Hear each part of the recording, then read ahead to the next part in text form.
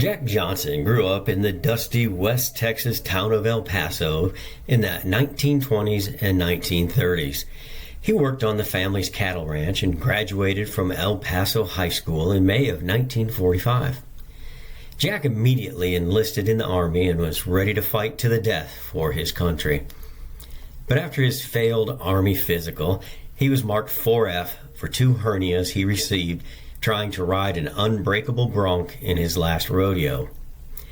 He had ignored the pain at the time, but now he would have to endure the pain of not being able to defend his homeland. Jack stayed home to work the ranch with his father, and eventually the war ended that September, and Jack went down to the main street of El Paso to welcome back his high school buddies. Main Street looked like the American flag had exploded and dropped the red, white, and blue everywhere a flag could land. Little kids were perched on their father's shoulders with small pennant flag in one hand and a piece of ticker tape in the other. As the boys of war marched down Main Street, the orchestra from the Opera House struck up with a rousing rendition of Over There, followed by a smart performance of God Bless America, which, by the second chorus, had the whole town crowding past the curb to descend on their soldiers. There was plenty of glad handing by the old men of the town to the young soldiers, and plenty of kisses on the cheek to the young soldiers from the young women of the town. Nary a young soldier came out of this hectic skirmish without a lipstick wound to the cheek. Jack went into the crowd to seek out his buddies and welcome them back with a hearty handshake. Jack and several of his soldier friends went over to the town square to sneak some beer. Nobody seemed to mind that they were standing there in broad daylight with a mug of beer and getting louder and louder as the boys of war regaled the ever-gathering crowd with tales of foreign lands, foreign foods, and foreign women. As night set in, Jack and his soldier friends went off to the shadows of the dimly lit side streets to talk about the fighting. They talked of machine gun fire, rifle shots, hand-to-hand fighting, and the things they saw that they would never forget. The blood, the dying moans of the injured men, the sons and the fathers that would never come back to their families. All of the men drew silent, and one by one, they just took their hats off, lowered their heads, and walked off into the night towards home. Jack lingered a while and then followed their lead and did the same, except that his was the hat of a ranch hand and not the hat of a soldier, and he fought the feelings of jealousy over the heroism he was denied. He wanted desperately to be recognized as his classmates were, but his stubbornness and not seeing a doctor had held him back from his perceived chance at glory. Jack slowly walked back down Main Street. It was different now. The crowd was gone. The band was gone. The street was littered with small flags and confetti that was thrown at the heroes, and Jack kicked every pile of red, white, and blue he stumbled across to let out his frustration at being left behind. Jack was to the end of Main Street when he heard a familiar voice call out, "Hi, Jack." It was one of his former classmates named Diane. Diane was a nice girl. She was from a family of farmers and a family of good character. Jack answered her with a half-hearted, "Hi, Diane," and she walked over and asked Jack to see her home, as it was too late for an unaccompanied single woman to be out in El Paso. She giggled, and Jack begrudgingly said okay. Jack was not much good company, as he was still sore from not being able to serve and not being able to be honored for his service. Diane asked Jack why he was so down in the mouth, and he just mumbled and kicked rocks. As they approached Diane's farmhouse, her father shouted hello to Jack and thanked him for seeing Diane home safely. Jack lifted his arm and threw a wave to her dad and turned to walk back home to the ranch. Diane protested, "Jack, why are you being such a scoundrel? Why, you barely said 2 words the whole walk home." "Why should I?" Jack said. "I ain't no war hero. Besides, what do you care?" "Well, maybe I do care, but maybe I don't care now because you're about as fun as polio." Maybe you should have found a soldier to walk you home then, Jack snapped at her. Diane started to cry, and with tears in her eyes, she said, "Why do you think I stood at the end of Main Street long after all the soldiers passed by? I can fight as good as any man in this town. Do you think I need little old you to escort me home?" Jack looked down sheepishly and apologized because he had just realized maybe Diane fancied him a bit. Luckily for him, it was dark as he felt the heat of the blood rushing to his cheeks in embarrassment. And then he felt the heat of a slap on his cheek as Diane gave him a good one and yelled, "Damn you, Jack. Don't you know how to tell a woman wants to be courted?" Jack grabbed his cheek in bewilderment and said, "I guess not." Diane reached up and peeled his hand back and kissed him on the cheek.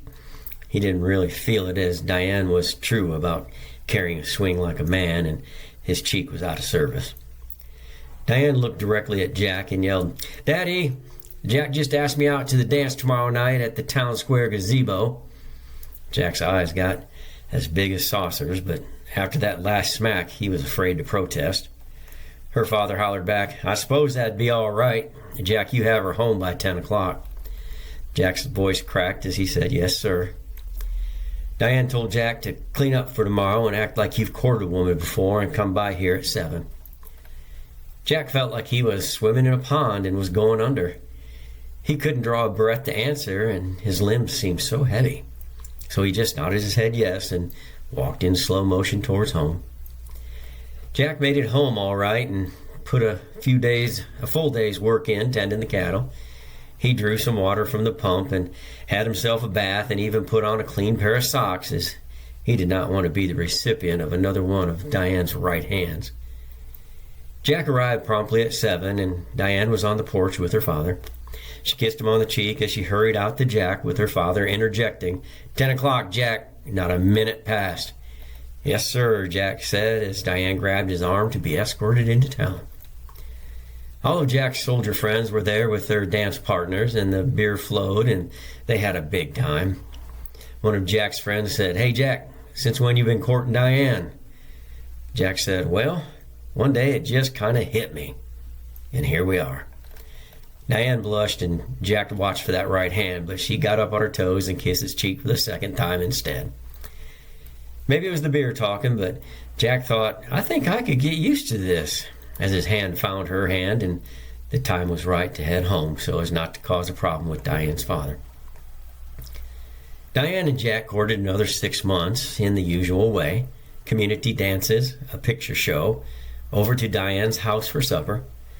Things progressed as much as they could for a couple of kids with good parents that kept a watchful eye out, so one day Jack pooled all of his ranch earnings and went to Main Street to buy a ring to propose to Diane. Of course, Diane said yes, and they moved to the ranch with Jack's parents, and Jack fixed up one of the old outbuildings into a suitable home for 2 kids just starting out. As was always the case back then, it wasn't long before Diane was with child. The robust little boy was named Jack Jr., and they lived a very normal ranch existence as a small family. As Jack Jr. grew up, his grandparents grew old, and Jack Sr. took over the day-to-day operations of the ranch. Jr. went off to school, and nothing of note really happened except work for Jack Sr. and Diane. The grandparents were well of age and passed within a year of each other. They lived a long life that saw the automobile replace the horse-drawn carriage, the stock market crash, the Dust Bowl, and the war to end all wars. But the thing that they loved the most was Jack Jr. By this time, Jr. had outgrown his father by the age of 17. He was a standout in the rodeo arena as well as on the wrestling mat. Jack Sr. often said there wasn't a bronc alive that could buck his boy off, and there wasn't yet a man made that could hold his son's shoulders to the mat. And that was a bold statement as much as it was a true statement. Junior was wide at the shoulder and narrow at the hip, and most people his age knew not to give Junior no lip, or he'd bust it for you. Junior was as tough as he was kind. He took after his mother Diane in that regard. He could dust himself off from busting a bronc one minute and help an old lady across Main Street, El Paso, in the next minute. Junior was well respected and well loved by all those he came into contact with. As Jack Sr. and Diane began to age, they decided they didn't want to die on the ranch with never having traveled outside of Fort Worth or Dallas. So they got 2 hired hands and paid them some, but also let them live rent-free in their old house as they had taken over the ranch house after the death of Jack Sr.'s parents. Jack Sr. and Diane went into Dallas and bought a brand new 1967 Scotty 15-foot with a potty closet. It wasn't too big, but they could afford it and the travel expense that went with it. Jack Sr. and Diane brought their Scotty home, and Junior was so excited he proclaimed that when he finished college and got his first job, his first purchase would be one just like it. As Junior got better on the rodeo circuit, the bigger money shows were happening in New Mexico and California. Senior would hook up the 1953 Chevy pickup to their 1967 Scotty, and father and son would travel the highways and byways of the desert Southwest until they made it to Oklahoma for the National Finals Rodeo in the State Fair Arena. As Junior and Senior drove through the fairgrounds, they felt immediately out of place with their old pickup truck and their tiny camper compared to the professional cowboys with their brand new Winnebagos and trailers that had built-in bunks and changing rooms. Junior wondered, what was he doing here? Junior did have a fantastic year on the Southwest circuit. He snuck in at number 15 in the money standings, and that qualified him for the NFR. People were beginning to know Junior as Jack with a Camper. Jack with the Camper had their rig parked amongst the big-time cowboys that were signing autographs and had hired hands rubbing down their horses and checking their ropes and rigs. That was quite a sight. Jack with the Camper was well known in and around the El Paso area, but nobody noticed him among the celebrity cowboys you could watch on TV. Junior and Senior settled in and got ready for the bareback bronc riding the next day. Senior was tired and he fell right to sleep. Jack with the Camper was too nervous and intimidated to sleep, so he quietly stepped out and went to the back of the State Fair Arena and sat up on the round pipe fence that separated the rough stock. These animals were the best of the best. They only bucked at the biggest rodeos like the one he was to compete at the next day. Junior and Senior had always watched the Heston rodeos and the National Finals rodeo on their black and white TV at the ranch. Junior knew who these broncs were by name. Some of them were just as famous as the cowboys who tried to tame them and made more money than Junior did every year. Jack with the Camper started making his way through the maze of animal pens until he found the bareback stock. He wanted to see the toughest bronc to ever throw a cowboy. His name was Tornado. Tornado had never been ridden, and really, never even close. At the last big event before the NFR, Tornado was 220-0. He was the most feared bronc on the property. Jack with the Camper went to bed most nights dreaming of making it to the finals and taming Tornado, much like any baseball player dreams of hitting a game-winning home run in the 9th inning of Game 7 of the World Series. But even in his dreams, Tornado bucks him off, and Jack with the Camper gets embarrassed on the biggest stage of all.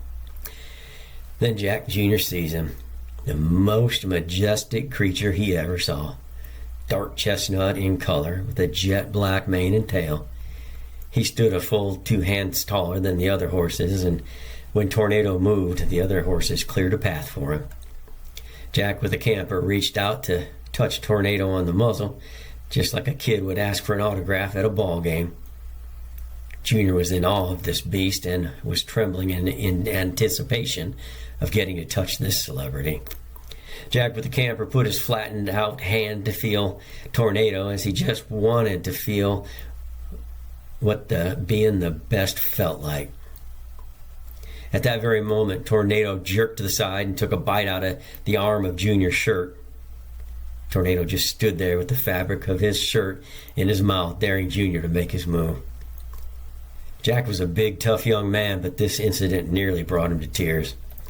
As he walked back to the camper, he wondered, what in the world am I doing here? I don't belong here. Tornado just proved that. Our stupid little truck and our stupid little camper proves that.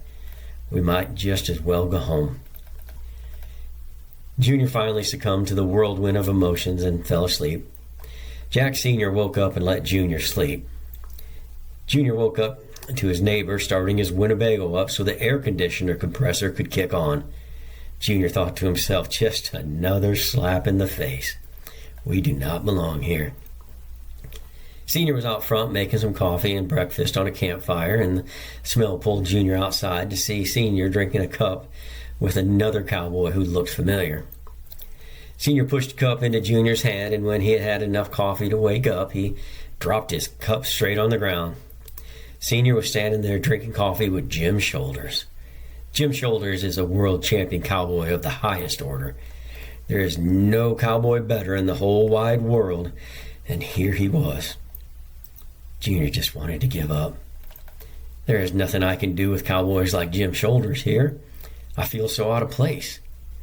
Just then Jim says, "Hey kid, your dad says you're a pretty good bareback rider." Junior had a lump in his throat the size of Texas, so he just nodded his head and squeaked out a, "Yes, sir." Junior felt so small. Jim went on, "Maybe you'll get a chance to ride my rough stock tonight." Junior squeaked out another, "Yes, sir." "You want to go over and meet him?" Junior squeaked another, "Yes, sir," and followed Mr. Shoulders to the pens. Jim stopped about halfway in and reached his hand in and grabbed Tornado by the halter and said, "Jack, meet Tornado." Jack, with the camper, nearly crapped his pants. Jim said, "Don't be shy, give him a pet." "No, thank you, sir," Junior said. "Well, son, don't you know who this is? This here's Tornado. He's the best in the business. Now go on and give him a pet." So as not to make Mr. Shoulders mad, Junior reached out to touch the beast, knowing that he would be calm being held by his master. And just then, Tornado jerked loose of the halter and bit at Junior's other arm, and once again got that sleeve and ripped it off just like the last time. "You all right, son?" Jim Shoulders asked as he laughed. "I'm okay, sir. I guess old Tornado don't like you much, or maybe he thinks he can scare you off before this evening." Jim Shoulders and Jack Sr. stayed to visit and drink coffee as Junior excused himself and went back to the camper to eat some breakfast. He was really too shook up to eat. He just felt out of place and around Tornado and Jim Shoulders. Being so close to two of the best in the world made them seem larger than life and made Jack with the camper feel so small. Junior settled down and ate some breakfast, and Senior came by and could see something was troubling the boy. He tried to cheer him up, but Junior wouldn't let his pride tell his father he was scared.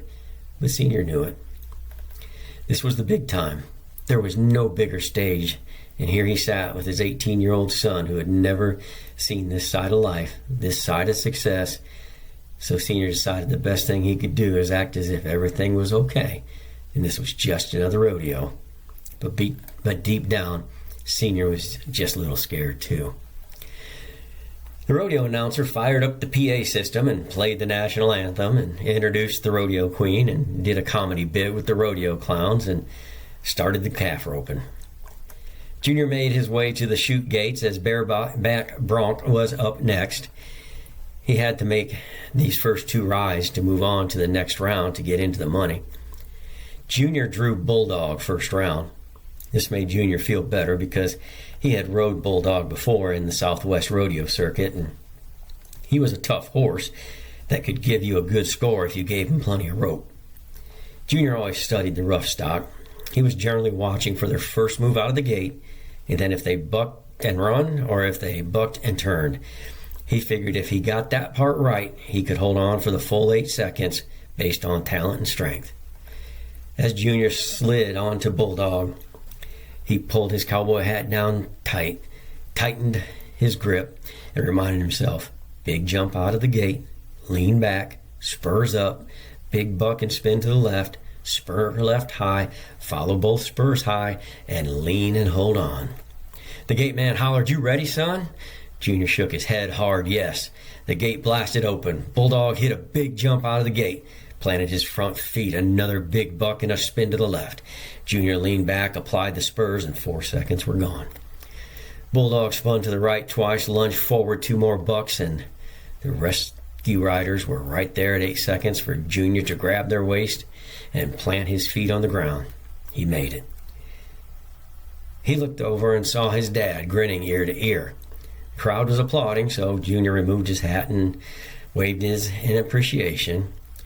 Junior made his way back behind the chute gates as they announced his score. 42 points for Bulldog's effort and 40 points for Jack with a camper for a total ride of 82 points. Junior was happy with this ride. It was a good score, not a great score, but he had his first ride in the books. Jack Sr. grabbed his boy and hugged him big. "Good job, son," he said. "Go over on that bale of hay there and relax a bit, and we'll talk about your next ride." They discussed the ride, and it turned out that he had drawn Yellow Jacket for the second round. This was the blood round. If he can get another good score, he would qualify for the next round and be in the money. Junior had never ridden Yellow Jacket before, but he had seen him at a rodeo in Arizona. Yellow Jacket wasn't the kind of bronc you could rely on for a good score, but he was easy enough to ride, and if you got into his rhythm, you could make up the difference. Once again, the gate blasted open, and Junior thought, big jump, hit and run, hit and run. And that's just what Yellow Jacket did. Hit the brakes, buck and run. Hit the brakes, buck and run. Jack had his spurs ringing and his back straight, and 8 seconds later, his heels hit the dirt. The crowd shouted their approval as the judges revealed their scores. Yellow Jacket tallied a 39, which is what Yellow Jacket always does. And then the ride for Junior was announced at a 43 for a ride total of 82 points. 2 solid rides, but only time would tell if he made the top 10. About 15 minutes later, as Junior was walking towards Senior on the bale of hay, Jim Shoulders walked up and said, "Hey, kid, you can ride." "Oh, and I saw the numbers. You qualified in 8th place." Junior jumped right up and shook Mr. Shoulders' hand and thanked him.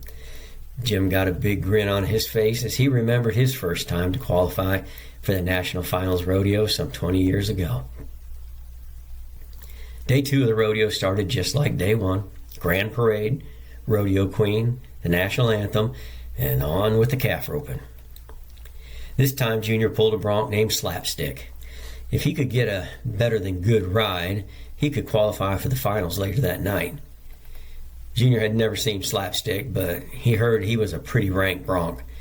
Junior decided to just buckle up and use his senses and his strength and just do the best he could. Besides, he had already exceeded his wildest expectations, and he was in rare company already, so he would just do his best, he thought, as he slid down between the metal pipe of the chute. He pulled his hat down tight, and as he was tightening his rig, Jim Shoulders was up on the chute and said, "Look at me, boy. 2 big jumps, 3 turns to the right, then you're on your own." Junior's eyes lit up, and in a commanding voice, he firmly said, "Yes, sir." He shook his head hard. The gate exploded in 2 big jumps, 3 spins right, hit and run. And there was the rescue riders, and his feet hit the dirt. The crowd applauded, and the scores were read. 43 points for Slapstick and 44 points for Jack with the camper, for a total of 87 points. A right fine score for any cowboy. Junior waved his hat to the crowd and went back to the chutes and found Jim Shoulders and stood tall as if he belonged there and shook the older man's rough cowboy hand and as hard as he could and thanked him every way he knew how. Jim just stood there with a twinkle in his eye and said, "You're welcome, son." Junior couldn't resist as he pulled Jim Shoulders' hands and arm toward him and said, "You didn't have to do that. Why did you do that?" Jim looked him dead in the eye and said, "Boy, I've been in this business a long time. I've seen 'em come and I've seen 'em go. Son, you're special. You just don't know it yet." Junior almost took a knee. He was so flabbergasted. He released his grip, said, "Thank you, sir," and went to the camper to rest. The finals would be later that night. The competitors were pared down from top 15 to top 5, with the high scorer in each category being crowned world champion with a great big gold belt buckle and a check for $10,000, which is about what most men Junior knew would make in about a year. Junior had no grand ideas about being crowned world champion. At this point, he was thrilled to be in the finals. After all the opening ceremonies played out, the calf ropers roped their calves and were awarded their belt buckles and prize money. Then it was time for the bareback bronc riders to receive their draws. In the finals, the top 5 broncs had their names put in a hat, and the cowboys drew. Each cowboy drew their horse, and each one looked relieved as they opened their horse's name until Jack with the camper read his slip of paper. Tornado. Junior's heart sank. He calmly walked away to collect himself and sat on the bale of hay and waited his turn. The first rider went up and received an 84 and seemed pretty happy. The second cowboy scored an 87 and the crowd roared. The third cowboy was bucked off, and the fourth cowboy scored a nearly unbeatable 89. Jack got up to meet his impending doom as Jim Shoulders walked by. Junior watched him, but Jim Shoulders was Team Tornado and wouldn't look in Junior's direction. Suddenly all of his confidence built up in the past 2 days vanished. Junior climbed the chute. There stood Tornado, just waiting to tear him from limb to limb in front of 47,000 rodeo fans. Tornado looked 7 feet tall to Junior. All of a sudden it just seemed that he couldn't talk. His arms felt heavy, and he slid down upon the best bucking horse on God's green earth. Out of habit, he pulled his hat down tight, but he couldn't seem to put his hand on his rig. The gate man said, "Hey boy, 47,000 people are waiting to see Tornado. Get rigged up." But Junior just couldn't. He didn't belong there. He was outclassed. Just as Junior was about to crawl off the Tornado, Jack Sr. leaned into the chute and said, "Son, I ain't never met a man that could hold your shoulders to the mat, and I ain't never seen a horse my boy can't break. Now you get on that old hag and you dig your spurs in." Junior did just that. He tightened his rig, he shook his head hard, and this time the gate exploded for real. Junior was on a rocket ship without a steering wheel. Tornado jumped higher and stronger than any horse he had ever ridden. All Junior could do was hold on to the rig and hope he didn't die. Tornado jumped and bucked right twice. Junior dug his spurs in up high and whipped his arm back nearly out of socket. 3 seconds down. This seemed to almost annoy the horse as Tornado jumped and bucked left, hit the ground, jumped and bucked back right.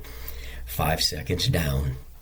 The crowd would gasp every time Tornado hit the air higher and higher. Tornado was getting mad.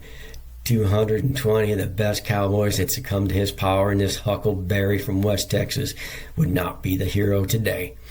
With barely 3 seconds left, Tornado took 2 big leaps straight in the air, higher than anyone had ever seen.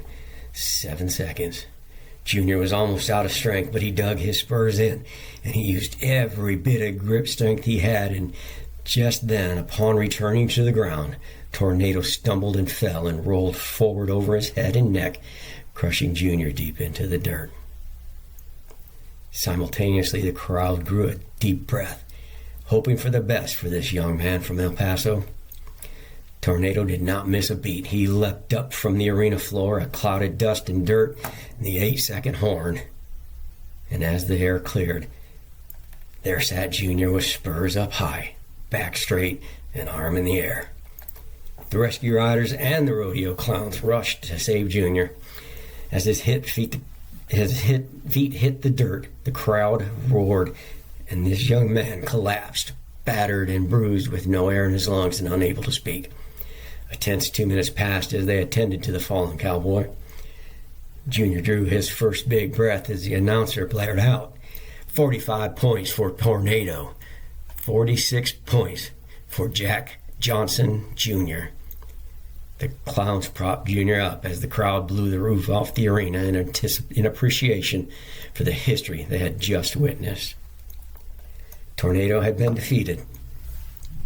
As Jack Sr. held Jack Jr. up in the middle of the arena, out walked the best to ever do it, Jim Shoulders, with a check for $10,000. Jim shook Junior's hand and presented him his check and said, "I told you you were special, son. I saw it right off. Jim turned to walk away and turned back and said, "You're a world champion now, Camper Jack. Congratulations."